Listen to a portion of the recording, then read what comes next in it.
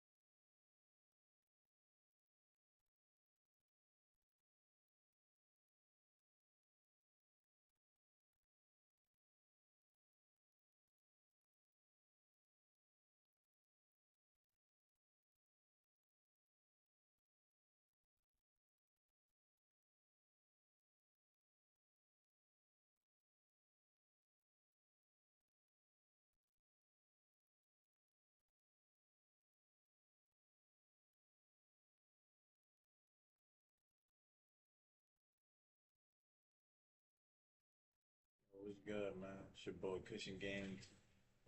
Yeah, I'm here, man. Here, trying to, wait for this beta to come out. Get it going. So while we wait, chill.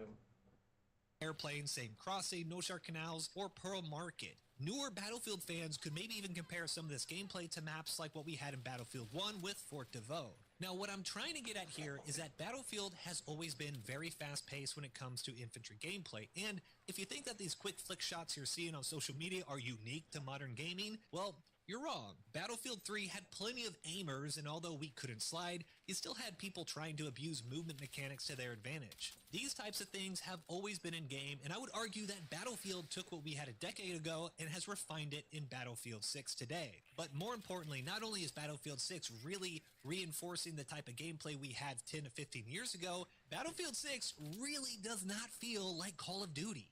And I'm not just saying that. I put my money where my mouth is. I bought Xbox Game Pass and I downloaded the game. It definitely don't feel like duty. It's definitely not the same. It's totally different game. And I jumped into a couple multiplayer matches of Black Ops 6. If you have not played Call of Duty recently, then wow, night and day difference from both the movement and the gunplay to Battlefield. After an hour or so of playing, I think that Call of Duty feels very light. I think light is a good way to put it. It doesn't really feel like you have any real weight when you move around. The jumps are floaty and the slides slide. Like you're really sliding around like you're on an ice rink or something. You've earned this, so hold it up high. You handle chaos. I'm not trying to get copyrighted. Seconds. Compared to Battlefield, you can either choose to go straight into combat or take it a bit slower even on these smaller maps and flank around, find a little corner, or go on top of a second floor window. Yeah, I will agree that there are moments on Cairo or Iberian where it feels like you can't catch your breath, but you can play it slower if you choose to. That is literally impossible on Call of Duty. There are only 12 players on this map, and it is non-stop action. These maps are usually one or two main landmarks, and that is it. I played on one that was just a house and one that was just a gas station.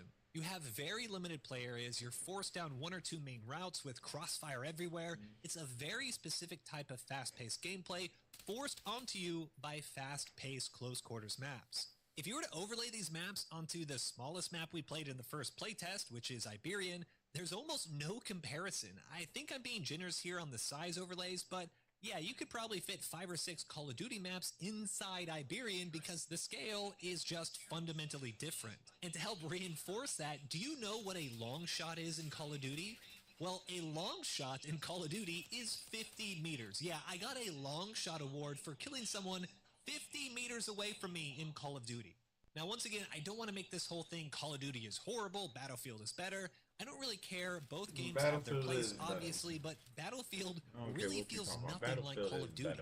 The maps are far larger, and the player movement is actually far slower in Battlefield. And that's even for a Battlefield game. SMK Gaming crunched the numbers, and Battlefield 6's base movement speed is actually the slowest in the series. It's last with your weapon equipped, and if you're running around with your knife, it's only fourth fastest. Battlefield 6's more advanced movement like sliding, vaulting, rolling when you land out of a window, and flick shotting combined with higher fields of views are probably making the game look way faster than it really is. If you just look at the data, Battlefield 6 is right in line with what most consider to be the peak of the Battlefield franchise. Seeing these numbers is so important for me because although I'm a vehicle main, I can appreciate good, fluid, and fun infantry combat. In the beta so far, we've seen that the devs are really focusing on this close quarter chaos, and I honestly think it's working, but I do believe that people are getting fatigued during the beta. I personally put 25 hours into the beta over 3 days, and I know there are other people who put in 30, 40, or 50 hours. That's a lot of hours spent on only 3 maps. If I'm playing Battlefield normally, I can only really go 1 or 2 Let me see how much hours. I want to know how much hours I put on it. Hold on. Put 23 hours. That means I'm just getting it in.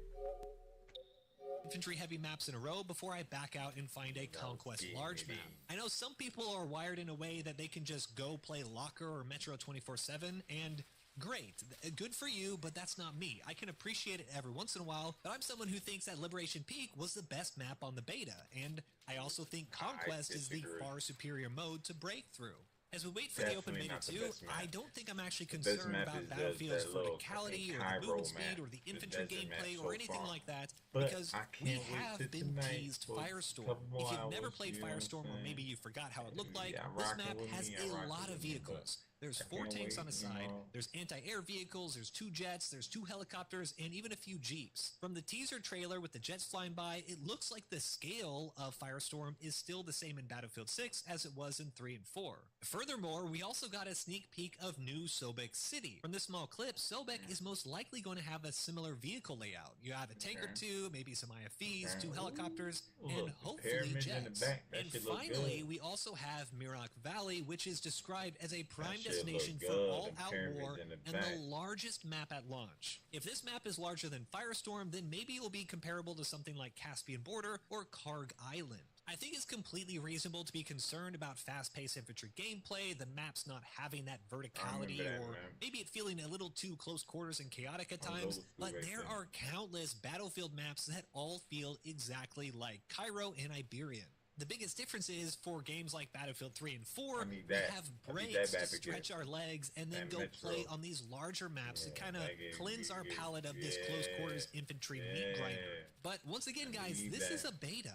I can see where the devs are coming from here. They can't get proper infantry balance testing without throwing us into this meat grinder. Yeah, it gets a bit mind-numbing. I'd rather play in Liberation Peak 24/7, but I'm okay with all of this if it helps get that good infantry gameplay loop foundation that every successful Battlefield has had. At the end of the day, Battlefield 6 is beta so far, the devs' official communication, and all the comments and replies I've been seeing on social media has given me the confidence that we are truly getting the Battlefield sequel that we've been waiting on for over a decade. Just because the beta maps don't have that verticality or scale you want right now, doesn't mean we're not going to get maps with those on release. And this isn't me just making it up. You can literally go to the Battlefield website, see the maps, see the descriptions, and then go to a Wikipedia page and compare them for yourselves. At least for launch, I think we're going to have a pretty decent variety. Well, what do you guys think? Am I just huffing hopium here? Do you see the vision with the infantry combat as well? Are you liking the beta, but maybe you're just still not sold? What are your thoughts? Let me know down in the comments below, and if you like the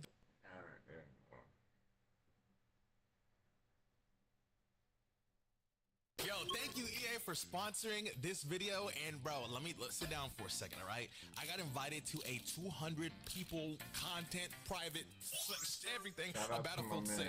Now, I personally never played Battlefield before. But my first, anything's on YouTube of editing was Battlefield 3 for a content creator named Recon Easy. I was an editor before I was a content creator, and I always wanted to get into it, watching him play and editing the clips, but it looked very intimidating. It looked very big map, crazy. It was a lot. I was afraid, okay? But Battlefield 6 looked so fucking cool, I just had to give it a chance. If I'm ever gonna do it, now's my shot to get into it and see if I like it. From my personal experience, for someone who's never gotten to Battlefield, I had a lot of fun, but damn, I am ass. 6. Now, if you guys don't mind for me to like lock in on a little arc to try to get good at this game when it comes out and maybe in the beta, and just let me know, bro. Give me some likes. Like I'm down for an FPS arc of the channel. We've never had one, and I think because like I've never done something like this, I found a lot of fun in it. So even though I was dying, getting frustrated, I was having a really good time. But yeah, I'll see you guys in the video, and well. I don't really got much to say at the end either, but here's my attempt. A link description down below if you want to see anything about it for yourself. If there's a link there, if not, just look at that like button and click it twice. I'm gonna get better, bro. I'm on the open beta as we speak right now, locking in my hours. About locking the fuck in, bro. Come on, bro. Come on, bro. Come on, bro. Come on, bro. What are we doing, bro? We here. Now fix it again. It should be working again. I flipped it upside down. Thank you, Nova. All right, F. I'm getting in that car, man. I don't care. Someone just died. I'm stressed. I got PTSD already. So I couldn't get the gun. So man, where you at, bro? I'll catch you later, bro. You didn't get the seat, bro. I don't know what to tell you. You safe though, gang. I'll be back. You knew I could never leave you, bro. I was just okay. Almost died for real, but we back. All right, so chat. We're actually live. We're actually here in real life, guys. So I'm sniping. I think I'm gonna be here for a little bit, bro. You be safe down there. All right, hey, watch. Hey, my angel in the sky. Hey, watch over me, go. Hey. You know I got you. You know I got you. Go. Watching over you, bro. Watch over me, go. All right. I've been seen.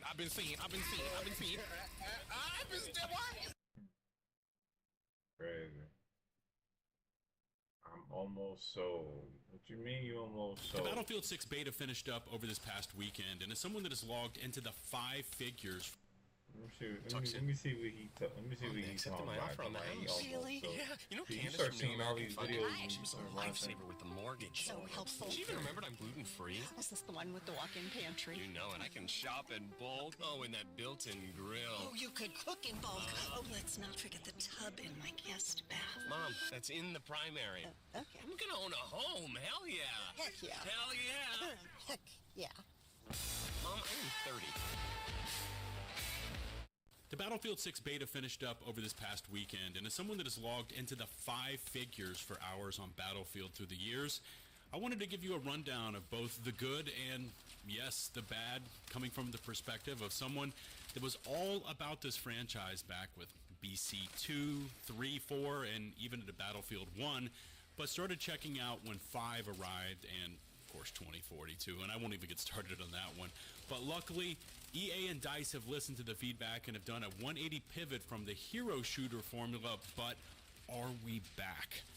Is this the glory days of 3 and 4, but using all the latest modern hardware?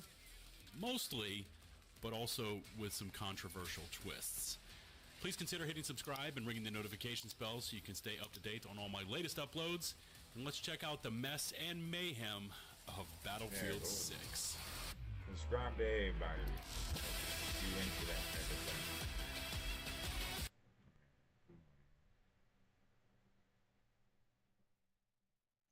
I don't want hell this music shit. Just get shit to the video.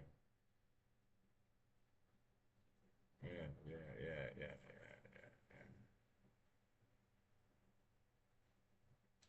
Over this past weekend, and as someone that has logged into the 5 figures for hours on Battlefield through the years, I wanted to give you a rundown of both the good and, yes, the bad, coming from the perspective of someone that was all about this franchise back with BC like 2, 3, 4, and even into the Battlefield good, the 1, bad, and all but that started checking out craziness. when 5 arrived and, of course, 2042, and I won't even get started on just that one. enjoy the game. But luckily, Like, EA and DICE have I listened mean, to the of course there's feedback gonna and have be done a certain 180 things in the pivot game I from the don't like. hero Like that shooter shotgun formula, shit, but are we that back? shotgun shit is crazy. Is this the I don't like glory that days shit. of 3 and 4, but using all the latest Cheating. modern hardware? Mostly, Water. but also with some controversial twists. Please consider hitting subscribe and ringing the notifications bell so you can stay up to date on all my latest uploads. And let's check out the mess and mayhem of Battlefield 6.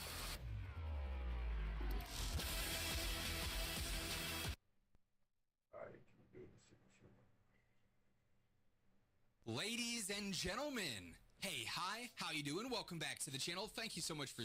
Ladies and gentlemen, Hey, hi, how you doing? Welcome back to the channel. Thank you so much for stopping by. The Battlefield 6 Open Beta Weekend number 2 is coming up here in just a day's time. Of course, the hype is yet again going full steam ahead. The first beta weekend was a massive success for Battlefield 6, and the beta weekend 2 looks to be even bigger, quite literally, as we're getting more content, more things to check out. There are a couple of updates you want to be aware of for the second beta weekend, and today I'm breaking down everything you need to know. So, for Beta Weekend 2, this is, of course, kicking off on August 14th. The beta itself is going to go fully live at 1 a.m. Pacific time, 4 a.m. Eastern time on August 14th. So if you're waking up super early to play this a little bit before you head on into work or school, or if you're looking forward to waking up at a normal time and jumping on, you'll be able to do so. Obviously, going off of last week's experience, expect very high, queue lines, especially if you're jumping on right when those servers are going live super early on in the morning or very early on into the day. That's typically where the queue lines are going to be the longest, and you'll have to wait the longest in that server queue to actually get into some gameplay. And there's basically going to be that queue the entirety of this beta weekend. It's just a matter of, will it take 2 minutes to get through, or will it take 10, 15, 20 minutes, depending on which time of day you're jumping on, of course. But early start time yet again, 1 a.m. Pacific time on the 14th. Now, Beta Weekend 2 is offering more content than Beta Weekend 1 across the board. We still have everything that we experienced in Beta Weekend 1. We'll be able to play for maps, Iberian Offensive, Liberation Peak, the Siege of Cairo. For modes, we'll be able to play Conquest, Closed Weapon Conquest, Breakthrough Domination, and King of the Hill.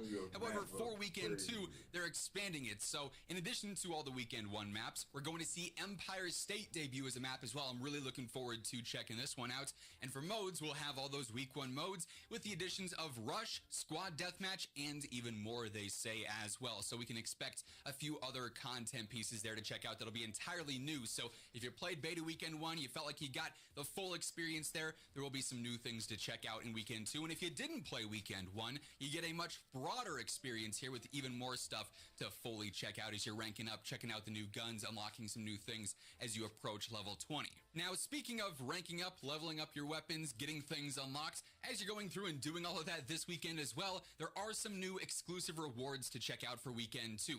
Battlefield did mention if you did not play Weekend 1, or if you didn't complete all of the reward challenges in Weekend 1, those will be fully available to still do this weekend as well, so you can earn all of the beta exclusive rewards this weekend, the 14th through the 17th. So that includes the Weekend 1 Seeker Soldier skin, the All-Terrain Soldier skin, the Dominion weapon package, the Lights Out player card background, then some of the minor stuff like the weapon charms and the emblems and whatnot. And then for Weekend 2, this weekend specifically, we've got the War Machine vehicle skin, we've got the Bat Company dog tag, and then we also have the Striking Distance weapon package fully available. So there's different challenges for each of these throughout the challenges menu you can go through and complete. Most of them are going to be pretty straightforward. A lot of them you'll just do naturally by playing the game, leveling up and unlocking things there. But if you want to get the full beta experience and get all of these exclusive rewards for the launch of Battlefield 6, they're going to be fully available this entire weekend, but only for this weekend. Obviously, once the beta concludes, this content's going to be locked away and will no longer be available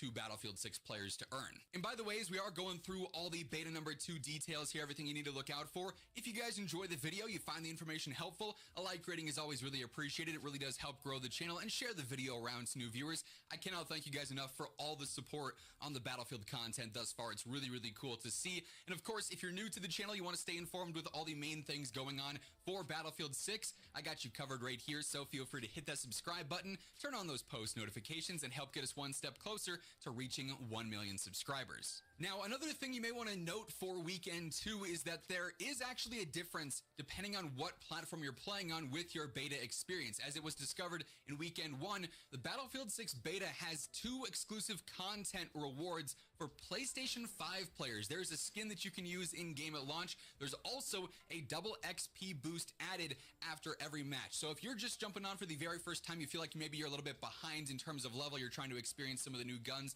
that aren't unlocked until some of those later stages. If you're playing on PlayStation 5, you can actually go through and level up a decent bit quicker than if you were playing on Xbox or PC. One thing I did notice throughout my experience in Weekend 1 was that with weapon levels and going through those, I was flying through guns. As you're getting kills, you're playing the objective, all that XP counting towards your guns, you rank up through your weapon levels pretty fast. However, your player level, your operator XP, that seemed to go by much, much slower. Even if you were getting a ton of score per game, it felt like you were leveling up a lot slower there versus weapons. So if you're a PlayStation 5 player, you can take advantage of that double XP boost there and, of course, get some bonus All done, Sue? Yep. And not just with your hair. With the help of Zero accounting software, I've sorted my numbers too. So now I can take my business anywhere. That's it.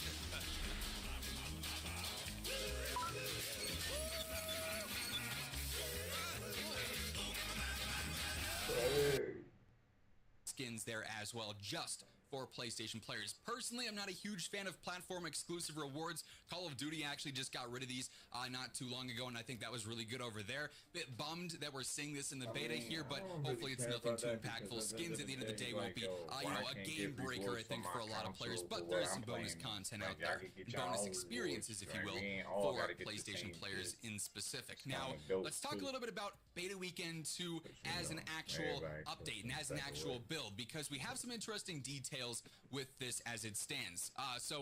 Frederick Drabert, hopefully I'm saying his name. You're saying his name wrong.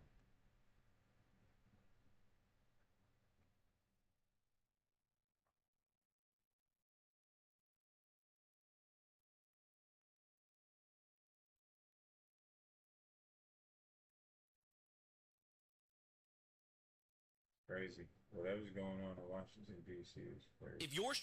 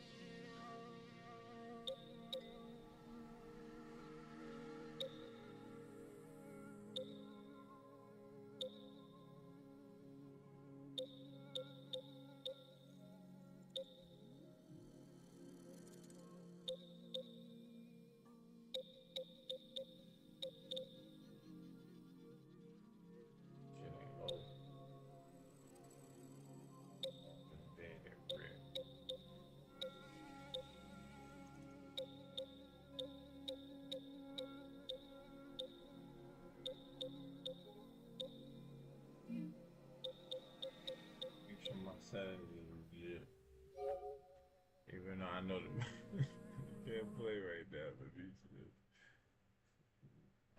make sure my settings legit before I put that on.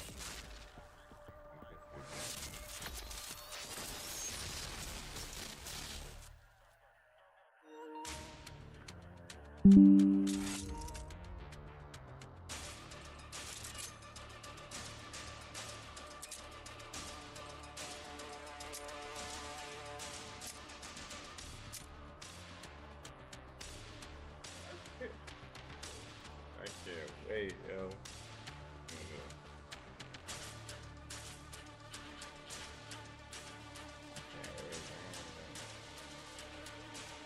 Yeah, excited.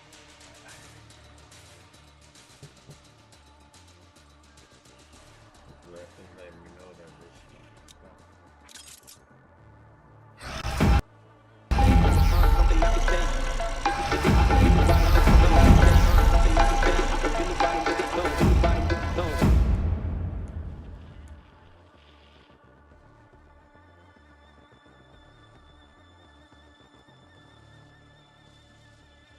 no doubt. Appreciate the love. Hold up.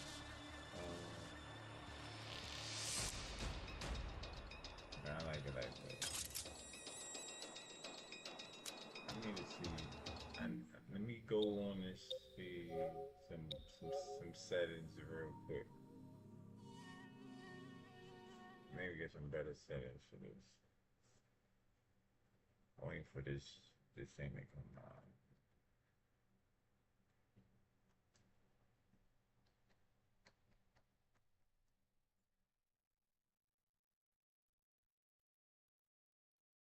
Field 6.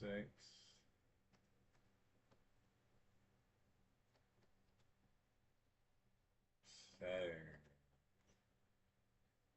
Alright, now let me see who got some good ass settings. Ultimate beginner guy, I don't need all that. Yo, this guy right here, by the way.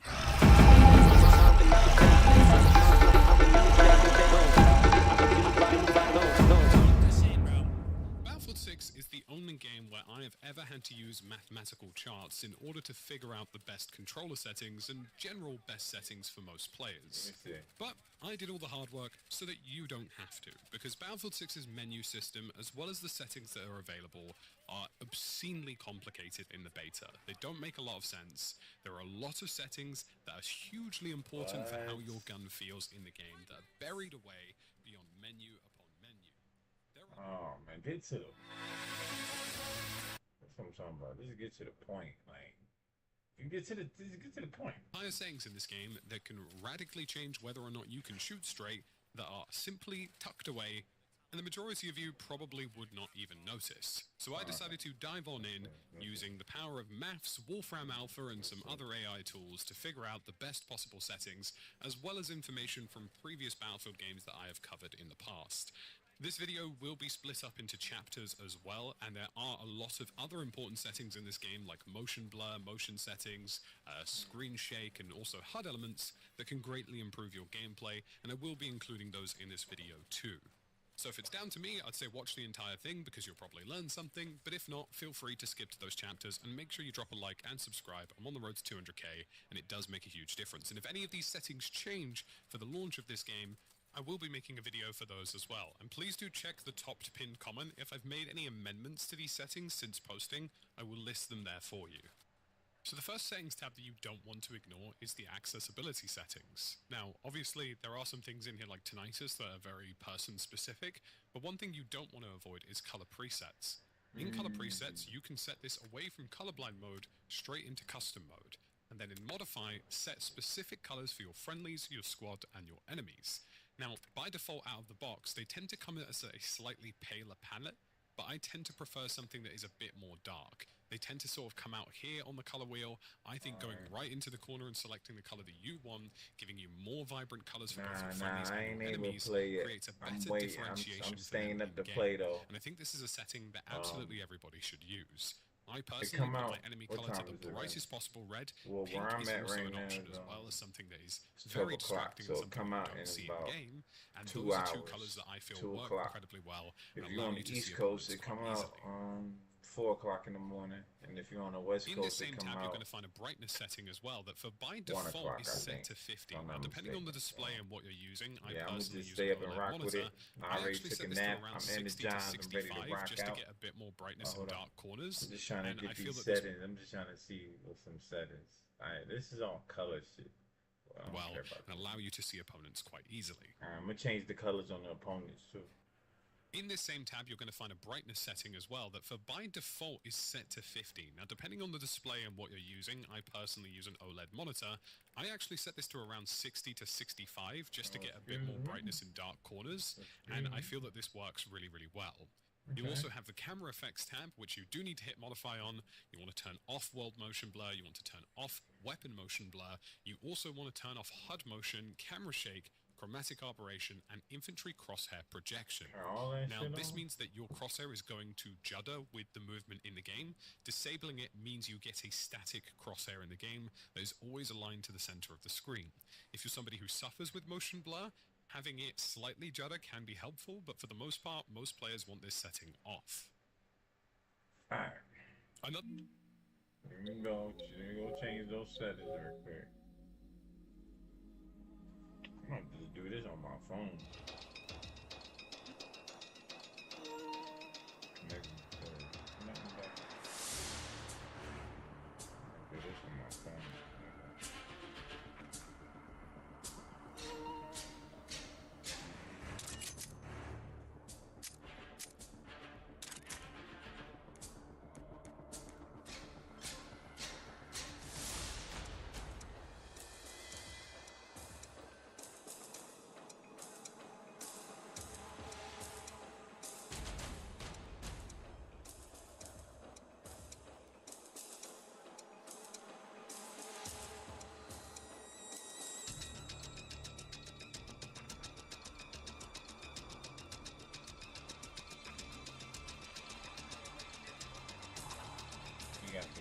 settings. Hold on.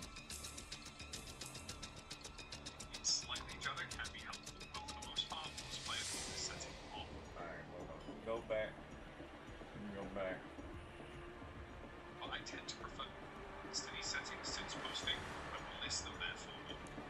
So the first settings tab that you don't want to ignore is the accessibility settings. Okay. Now, obviously, there are some things in here like tinnitus that are very person specific. One thing you don't know is color presets. In color presets, you can set this away from colorblind mode straight to custom mode. Then you modify set specific colors to be friendly to your squad enemies. Now, by default out of the box, they tend to come as a slightly pale palette, but I tend to prefer something that is a bit dark. They tend to sort of come out here on the color wheel. I think going right into the corner and selecting a color that you want, giving you Alright, I want my enemies.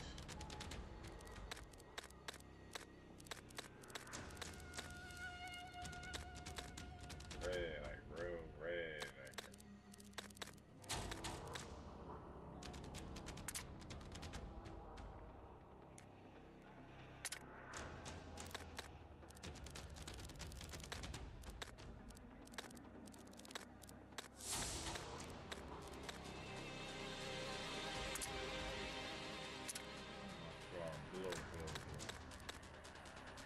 Blue. Friendly color. Yeah.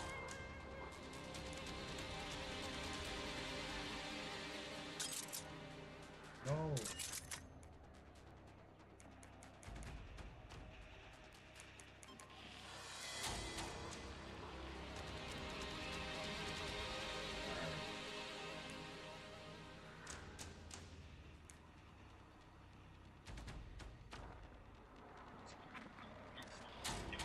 vibrant colors from friendlies and enemies creates a better differentiation within the game.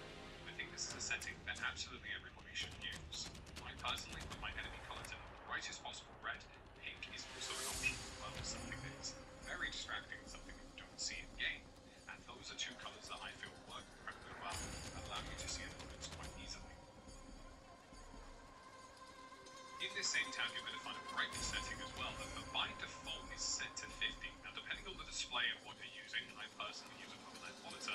I actually set this to around 60 to 65 just to get a bit more I don't brightness use in the OLED, but and I feel that this hey, works shit, really maybe well. get it You also have the camera effects tab, which you do need to hit modify on. You turn off all motion blur, you need to turn off wet motion blur.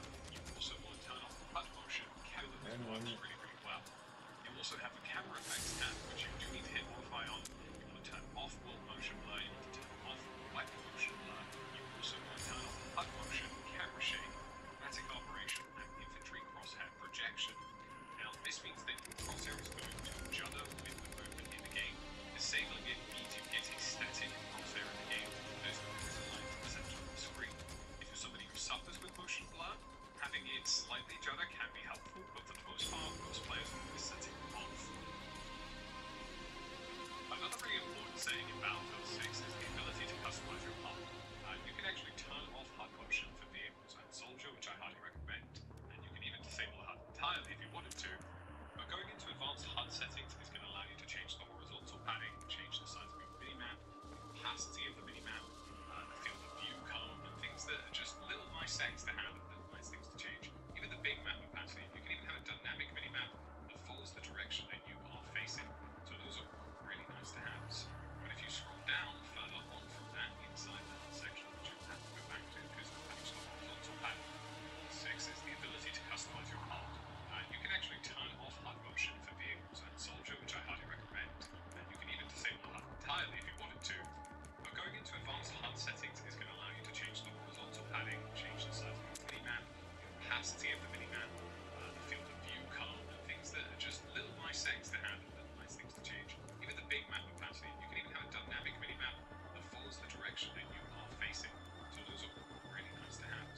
But if you scroll down further on from that inside the HUD section, which you'll have to go back to because escaping from any menu for whatever reason throws you out, you can actually change the icon intensity, which is really, really important. You can go into here and change completely the size of every icon in the game. I personally scale down objective icons to like 75%, opacity ever so slightly, and do the same with friendlies too, to like 80%.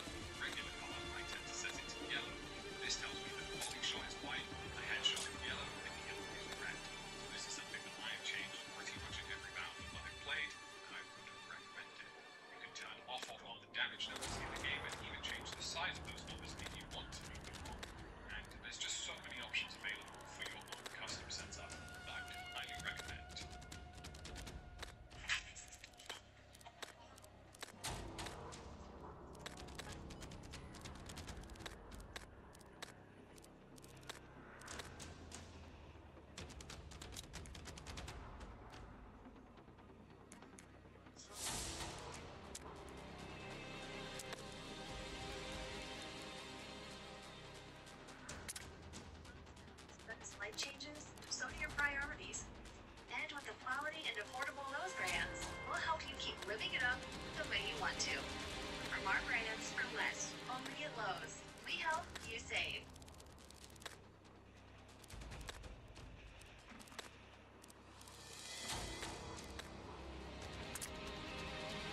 The accessibility tab also Red includes color. the entire setting between full hold and toggle. And the central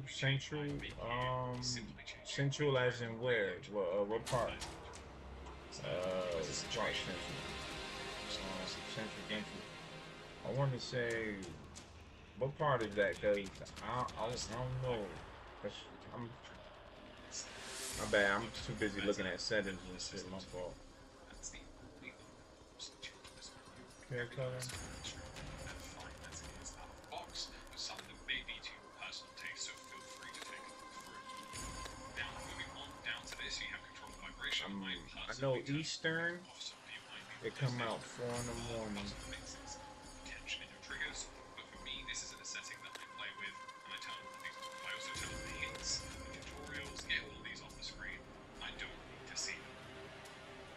The next tab is the gameplay tab. You have an entire set of suite full of invert options if you're somebody who plays invert. But here I set my infantry aim sensitivity to 40, and this is something that you might be tweaking and giving customization options to controller setting, so pay no attention to that for now. You also have a barrage of options in terms of what you want in terms of landing rolls, sprinting to open things, auto sprint for example, things that can be done pretty sufficiently if you want. But like I mentioned, the only setting that Nah, it ain't live yet, yo. It ain't live yet. breakout with my weapon. Depending on where you live at. If you live on the East Coast, it's 4 in the morning. If you live in the Midwest, Texas, I guess Kansas and shit around there, St. Louis, is 2 in the morning, and if you live on the West Coast, it's 1 in the morning. So I've been live for like 40 minutes. I'm tired. About another hour and some change. I'm only live because I can't wait, man. I've been anxious to play this shit, the new map, whatever. So I'm just fucking with the settings and shit. As you know what I mean, but it ain't live right now. Soon though. It is mounted. I also set my vehicle aim sensitivity to 40 to match my infantry sense. But again, this is something that we are going to go over. But at the very bottom of the aim assist tab, please do not turn any of these off or change them. I have seen a number of misleading guides on the internet saying that you should turn down zoom snap, turn it off, turn this off. Do not touch any of these. Got new challenges. Massively hamper your gameplay and make you a worse player, so please don't touch these on control. Next up, we get to the overly convoluted controller tab. The first thing you're going to want to do here is change every single one of the soldier, vehicle, aircraft, gunner, but not transports, and helicopters to the button layout alternate. Now, what this does for soldier is that it moves crouch to the right analog stick instead of it being circle. So melee, for example, in the game out of the box is clicking into the right analog stick. You don't want that. You want the ability to crouch and slide by clicking into your right analog stick, which is what everybody does with first-person shooters. And you want your melee I got other buttons. less frequently, it's not something you're going to use as often. But as for the actual vehicles here, and you can do this by quickly pressing edit preset and switching it to alternate. The big thing for the vehicles Here I control it.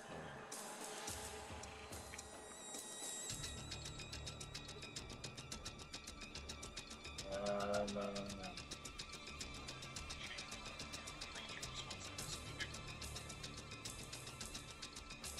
He ain't really tell me nothing. All I did was just change the damn color of shit.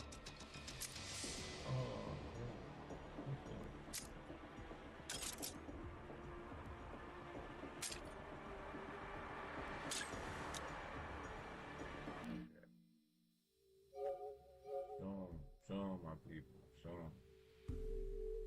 I was just, you know.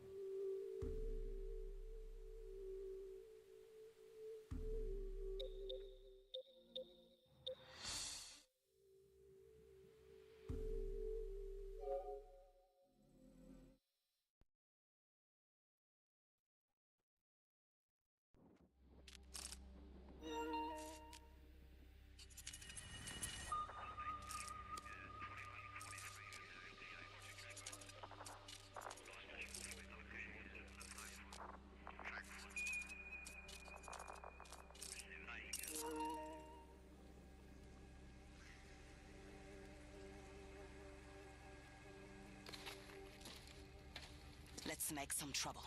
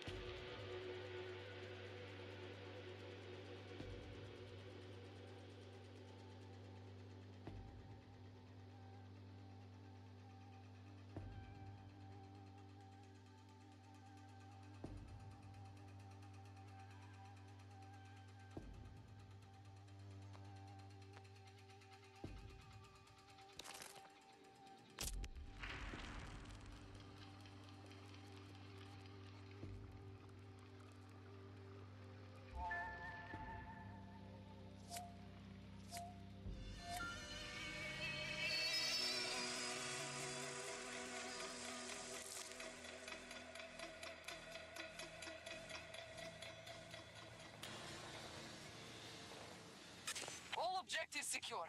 The sector is now under our control.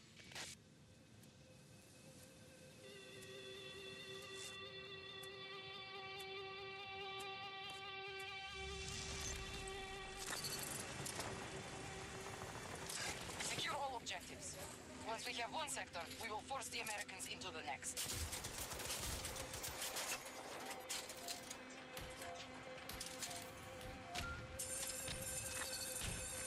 Take your new objectives. Push them out once more.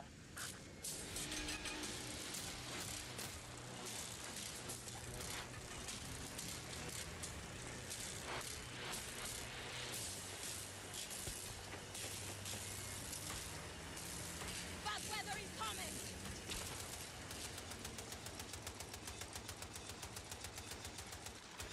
We are moving to attack Charlie 2.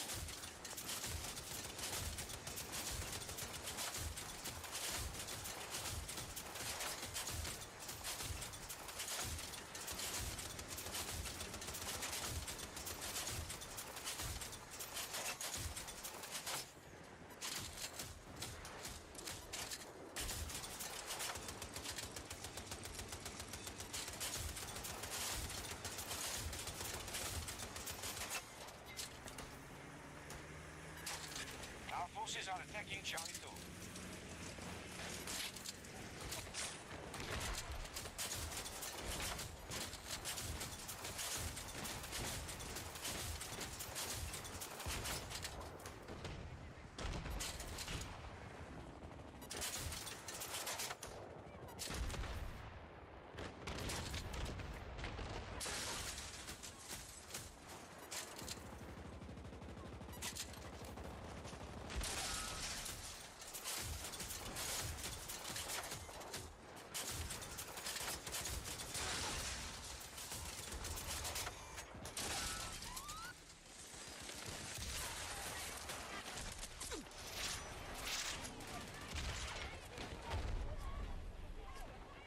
Our troops are attacking Charlie 1.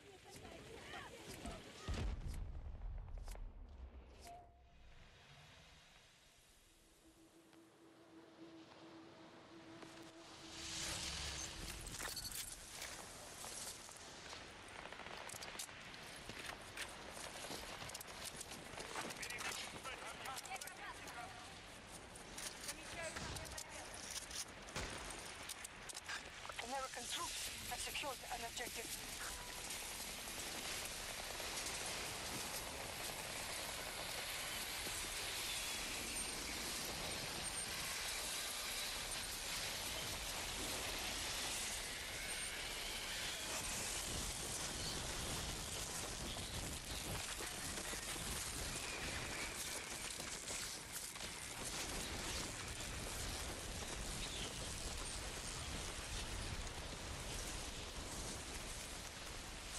They bugging. This shit was dope.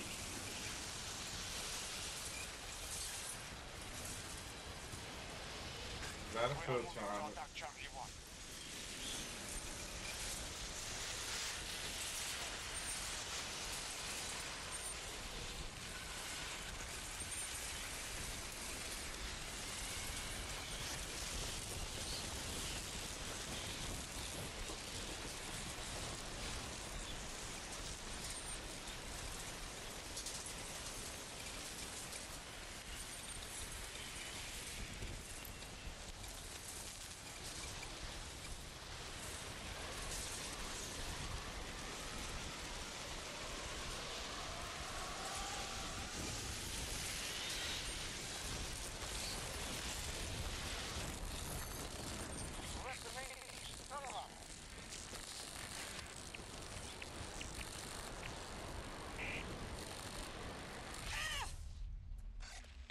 under attack on Charlie 2.